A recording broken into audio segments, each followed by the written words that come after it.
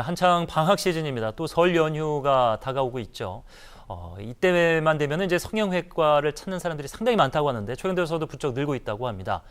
과연 성형수술과 관련된 다양한 내용들 본인 스스로 판단해도 될지 또 막연한 기대와 불안감을 가지고 계실 텐데 오늘 이 부분 좀 얘기해 보도록 하겠습니다. 성형외과 전문의이신 라벨라 성형외과 전만경 원장과 함께하도록 하겠습니다. 어서 오십시오. 네, 안녕하십니까. 예, 반갑습니다.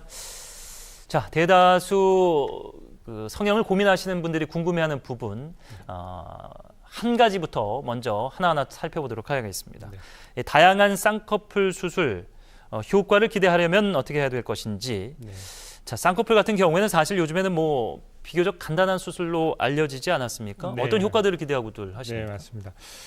눈 수술 중에서 쌍꺼풀 수술은 가장 많이 들어보신 수술일 거예요. 네. 예, 저희 같은 동양인이 했을 때 효과도 아주 좋고 또 현재 성형외과에서 가장 많이 시행되고 있기 때문에 비교적 간단한 수술이라고 생각하기 쉽습니다. 네. 그렇기 때문에 주의하셔야 될 것도 많고 알고 계셔야 될 것도 많지만 오늘은 가장 중요한 거 한 가지를 말씀을 드린다면 네. 얼굴의 다른 곳과 좀 조화를 이룰 수 있는 쌍꺼풀 수술을 하시는 것이 가장 중요하다 이렇게 말씀을 드리고 싶습니다. 무조건 크게 한다고 좋은 게 네, 아니라는 말씀이시죠? 그 본인의 얼굴의 다른 부분과의 조화를 고려하지 않고 흔히 말하는 눈만 이뻐지는 그런 쌍꺼풀 수술을 하게 되면 결국 만족도가 떨어지는 결과를 낳게 됩니다. 이 점을 좀 주의해 주셨으면 좋겠습니다. 예. 앞서는 뭐 정치권 얘기도 했습니다만 정동영 평화당 대표가 최근에 이제 얼굴이 좀 달라졌다. 많은 뭐 언론에서 이런 얘기들을 하셨는데 그와 관련된 궁금증일 수도 있겠습니다. 소위 말하는 이제 안검하수 수술, 나이가 들수록 이제 눈 주위에 힘이 떨어지고 처지는 그런 상황 때문에 하시는 수술들. 과연 이것이 필요한가? 어르신들의 입장에서는 필요성에 대한 고민이 있을 것 같은데요. 예. 네. 사실 성형외과 의사 생활을 하면서 좀 가장 어려운 순간 중에 하나가 지인들이 너 어떤 연예인, 어떤 정치인 무슨 수술했지? 아니면 뭐 무슨 시장 머리 심었지? 보면 알 수 있지 않느냐? 전문이니까. 이런 걸 물어보는 경우가 참 어려운 경우입니다. 예. 근데 뭐 정동영 대표 같은 경우에는 이제 뭐 워낙 이렇게 표시가 많이 나서 뭐 다들 많이 얘기를 하셔서 말씀을 드린다면 나이가 좀 드시면 어르신들 눈이 무거워서 눈 주변에 상당한 불편을 호소하시게 됩니다. 예. 그러니까 미용적인 목적보다도 좀 불편을 호소하기 위해서 수술을 하시게 되는데요. 이런 불편을 해결하기 위해서 성형외과를 찾으신다면 제일 많이 권유받으시는 수술은 상안검 성형술 그리고 안검하수 수술일 거예요.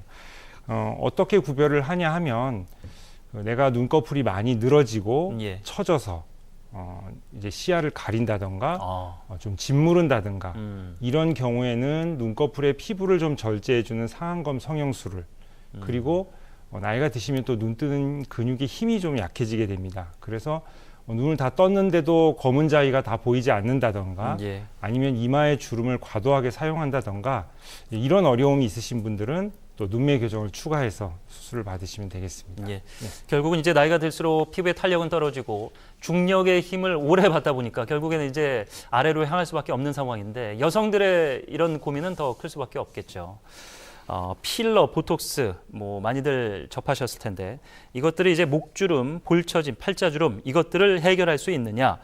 효과와 부작용 없이 그리고 근데 사실 이것들이 이제 일시적으로 효과를 보는 걸로 알려졌기 때문에 자주 하게 되면 어떠나 이런 뭐 걱정도 있으실 것 같고. 네, 알겠습니다. 필러와 보톡스라는 말은 정말 많이 들어보셨을 거예요. 현재 주름 시술에 있어서 가장 대표적인 시술로 자리를 잡았습니다. 먼저 두 가지가 어떻게 다른지를 좀 알고 넘어가는 것이 좋을 것 같은데요. 먼저 보톡스를 설명을 드리도록 하겠습니다. 보톡스는 근육이 수축하는 작용을 힘을 약하게 해서 주름을 예방해주는 작용을 합니다. 그러니까 우리가 얼굴에 표정을 지을 때 생기는 주름, 예를 들면 눈가 주름이라든가 미간 주름 같은 것을 예방해주는 작용을 하고요.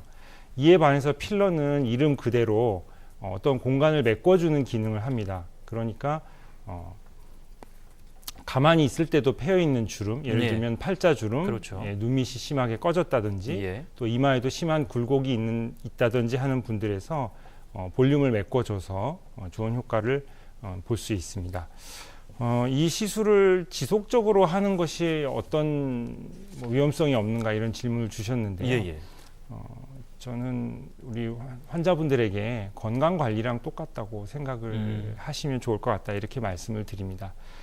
피부와 또 얼굴 안면부의 노화도 늦출 수 있는 여러 가지 방법들이 있습니다. 그 중에 하나가 필러와 보톡스고요. 예. 이런 것을 꾸준히 하신다면 건강 관리를 하듯이 다른 분보다 좀 더 젊고 건강한 외모를 가꾸는데 도움이 될 것이라고 생각을 합니다. 예. 학부모들은 이제 방학이 되면은 고민이 많습니다. 학생들을 집에서 직접 챙겨야 되는 부분도 있는데 요즘 들어서는 이제 겨울방학만 되면 학생들이 그렇게 조르나 봐요, 부모들을. 중고등학교, 요즘에는 뭐 중학생도 그렇다고 하는데 이제 본인 이제 외모에 관심이 많아지고 외모를 중시하는 그런 사회 성향이 있다 보니까 본인이 불만족스러운 부분을 이제 시술을 받고 싶어서 부모님을 조르게 되는데 괜찮습니까? 사실 수능을 마치면 이제 수능을 마친 학생들의 상담이 뭐 줄을 잇고 있습니다. 물론 결론부터 말씀을 드리면 순수 미용 목적의 성형 수술을 몇 살부터 하는 것이 좋은가 이거에 대해서는 여러 선생님마다 이견이 많습니다. 그래서 통일된 어떤 의견은 없고요. 미용 수술을 시작하는 나이가 점점 어려지고 있는 것은 사실입니다. 그래서 눈 수술 같은 경우에는 중학교 고학년이면 이미 뭐 많은 분들이 성형을 받고 있습니다. 다만 제 생각에는 뼈를 만지는 수술, 예를 들어서 코뼈를 좁혀준다던가 뭐 사각턱을 축소시킨다던가 하는 수술은 조금 성장이 다 이루어진 후에 하는 것이 조금 더 좋지 않을까 이런 생각을 해보고요. 한 가지 개인적인 의견을 덧붙인다면 중고등학교 성형 수술에 있어서는 뭐 발육 상태가 다 다르기 때문에 몇 살이라는 그러니까 나이를 뭐 지정한다기보다는 시기보다는 조금 과도한 성형을 피하는 것이 더 중요하지 않을까 하는 개인적인 의견을 좀 더 해보고 싶습니다. 예. 자, 성형수술 오해와 진실 마지막 사안 앞서 살펴봤던 내용들의 총체가 아닐까 싶은데 자, 몇 년 지나면은 다시 본인 얼굴로 돌아온다. 어차피 그럴 거 뭐하러 하느냐 뭐 이런 얘기인 것 같은데 이거는 좀 안 맞는 얘기 같은데 어떻습니까? 저희 병원을 방문하셔서 뭐 수술이나 시술 상담을 받으시는 분들이 제일 많이 물어보시는 질문 중에 하나예요. 뭐 시술 받고 나면 원래대로 돌아가거나 혹은 뭐 원래보다 더 좀 상태가 안 좋아지는 것은 아니냐 이런 한데 좀 간단히 설명을 드리자면 수술이나 시술을 통해서 현재보다는 젊어지십니다. 그렇지만 그 상태에서 또 나이를 드시는 것이기 때문에 시간이 지나면서 당연히 수술, 시술 직후에 가장 좋은 상태보다는 조금 나이가 들어가는 것이 당연하다 이렇게 생각을 하시면 좋을 것 같고요. 아까 간단히 말씀을 드렸었지만 건강과 마찬가지로 피부와 안면의 노화를 늦출 수 있는 시술이나 수술이 많이 개발이 되어 있습니다. 그래서 꾸준히 관리를 받으시고 하신다면 다른 분보다 훨씬 젊어 보이고 건강해 보이시니 관심을 가지고 관리를 받으실 것을 권해드립니다.